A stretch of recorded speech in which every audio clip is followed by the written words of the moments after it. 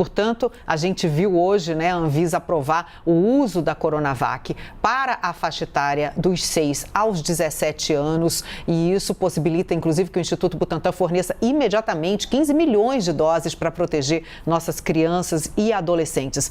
Eu vou conversar sobre essa votação, essa aprovação que aconteceu hoje, um uso emergencial, portanto, da vacina, com o imunologista e professor de medicina da USP, Jorge Calil.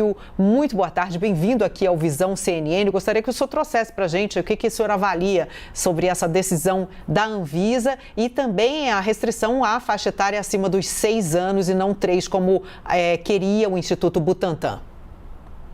Olá, Carla, boa tarde a todo mundo que está nos acompanhando. Eu acho que é muito importante nós termos mais uma vacina para as crianças.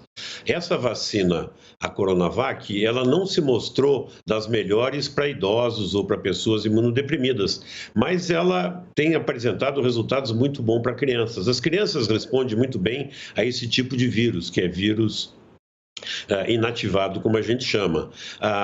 Então, nós não temos um estudo formal, o Butantan não conseguiu mostrar um estudo formal a partir dos 3 anos de idade, por isso que eu acho que a Anvisa teve receio, que é mais dados para provar. Mas ela achou que os dados que foram obtidos através de conversas com o pessoal do Chile, que está utilizando essa vacina em crianças, eles acharam que acima de 6 anos se justificaria muito bem, o que é muito bom. Então, vamos poder ter 2 vacinas para imunizar as nossas crianças.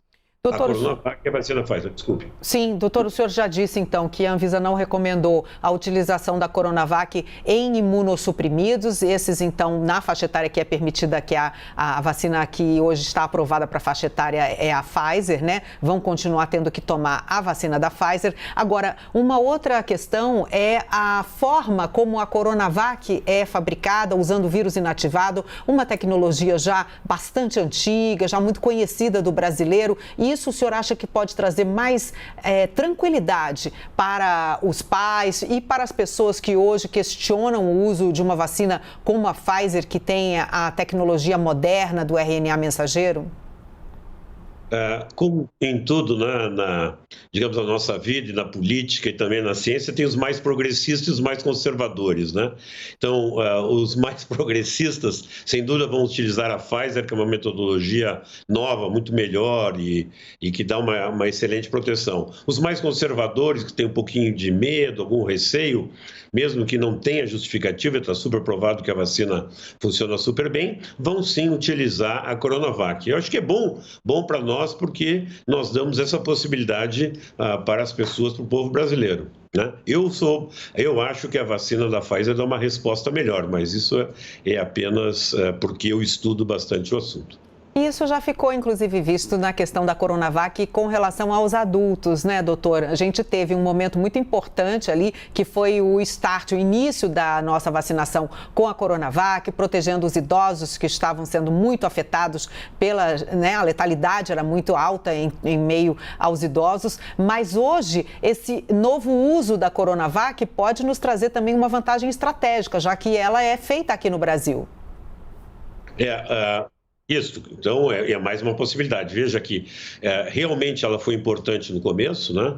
Mas se viu que em idosos não funciona muito bem, imunodeprimidos muito bem, por isso que provavelmente a Anvisa disse para não usar imunodeprimidos. O único problema, Carla, é que ela não é feita no Brasil, ela é só envasada no Brasil. Ela ainda não é feita no Brasil, a fábrica ainda não ficou pronta. Então esperamos que essa fábrica... Eu achei que estava, doutor, porque a gente tem no Instituto Butantan, então, né, essa produção, mas é só o invase por enquanto. Havia uma transferência prevista também da Coronavac ou não? Sim, existe, pelo que a gente sabe, existe uma transferência prevista, mas por enquanto a vacina vem pronta, ela está colocada em frascos aqui no Brasil. Existe a adequação de uma área física do Butantan para vir a produzir a Coronavac, mas que eu saiba não está ativa, não está funcionando nem a fábrica, muito menos a completa transferência de tecnologia. Essas coisas são complicadas, mas está demorando bem mais do que a gente estava esperando. Então, continuamos apenas com a AstraZeneca, já com a transferência tecnológica já concluída e sendo fabricada aqui no Brasil, não é, doutor? Exatamente. A AstraZeneca é uma tecnologia já que a Fiocruz ela já dominava para outro tipo de vacina, crescimento de vírus em células e foi mais tranquilo. Agora, o Butantan também sabe crescer vírus em células, que é o princípio da Coronavac, mas a fábrica tem que ter um grau de segurança muito grande, tem que estar pronta, né? E a tecnologia, quer dizer, tem que realmente saber como é que faz a inativação. E, por enquanto, ainda nós não temos isso. Doutor, o senhor concorda com a decisão da Anvisa no sentido de limitar a partir dos 6 anos de idade, né, 6 aos 17, a utilização em crianças e adolescentes da Coronavac, sendo que o Butantan havia pedido até os 3 anos de idade? Será que essa faixa etária não ficaria desguarnecida ou a Anvisa tem razão por alegar que há poucos testes ainda relativos a essa faixa etária? Coisa que a gente recebeu uma nota do Butantan, inclusive dizendo que a China já vacinou essa faixa etária. Milhões de crianças na China, né, fizeram parte de um programa de imunização gigantesco e que essa faixa etária estaria também dentro da margem de segurança. Claro, veja, a gente quanto mais jovem a criança, mais conservador, mais receio nós temos de introduzir um produto novo. Então, isso aí, sem dúvida, que a Anvisa fez foi por precaução até ter dados, né? Esses dados, normalmente, cara, são ensaios clínicos conduzidos e controlados. Não foram feitos esses ensaios clínicos. Então, nós estamos baseando tudo isso no que a gente chama da efetividade e segurança no uso populacional. E quem eu soube que apresentou em detalhes dados foi o Chile. Eu não sei se a China também apresentou. Isso aí tem que ser muito bem apresentado, Carla. Não é só eu faço porque a China está fazendo tanto. Não é assim. A gente quer... o povo brasileiro que, através da Anvisa, que tenham detalhes de como que foi utilizada nessa faixa de 3 anos, se controlaram, que não houve nenhum problema de segurança, como é que foi a eficácia, ou melhor, a efetividade, porque é na população em geral. Então, essas coisas não são no grito, dizendo isso e aquilo e dando pressão política, é mostrar dado. Eu acho que tinham sido mostrados dados, porque houve tempo suficiente aqui no Brasil para nós fazermos um estudo bem conduzido em crianças de 3 a 12 anos. Não foi feito, eu não entendo por que não foi feito. Na verdade, o Butantan até hoje não apresentou os dados do ensaio clínico de fase 3 para obter o registro definitivo da vacina. Eu não sei por que nem até para os adultos, Para os adultos. Não apresentaram os dados. Então, é muito fácil jogar pedra na Anvisa, mas a Anvisa está cumprindo o seu papel, que é dar segurança para nós brasileiros e para os nossos filhos e netos, né? No meu caso, netos. Com certeza, o senhor tem razão, foram dados do Chile, né? E a gente sabe que muitos dos dados da China não são divulgados conforme a comunidade científica internacional espera, né? A gente não tem muito acesso, né, doutor? Mas isso é importante o que o senhor está dizendo também com relação a esses dados, porque foram fornecidos, mesmo que tenham sido do Chile e não da China, foram fornecidos, então a gente pode confiar absolutamente nessa decisão da Anvisa que foi tomada hoje. Como o senhor disse, a Anvisa está aí para proteger os brasileiros, né?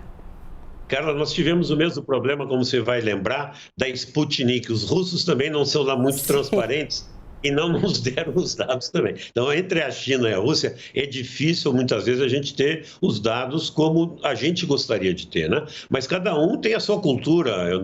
Nós não podemos interferir na cultura dos outros, mas a Anvisa na nossa cultura, está exigindo os dados e eu acho que ela tem absolutamente toda a razão nesse particular.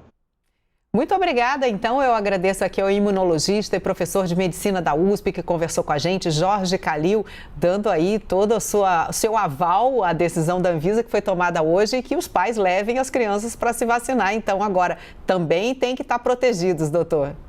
Carla, tem que levar para vacinar. Esse negócio de que criança não pega doença, não é bem assim. A Omicron, ela pega e a gente sabe, pelos dados que nós temos do exterior, que aumentou muito a hospitalização de crianças. Então, sem fazer nenhum tipo de alarde, mas vamos vacinar as crianças sim. Se for conservador, Coronavac. Se for mais progressista, a Pfizer.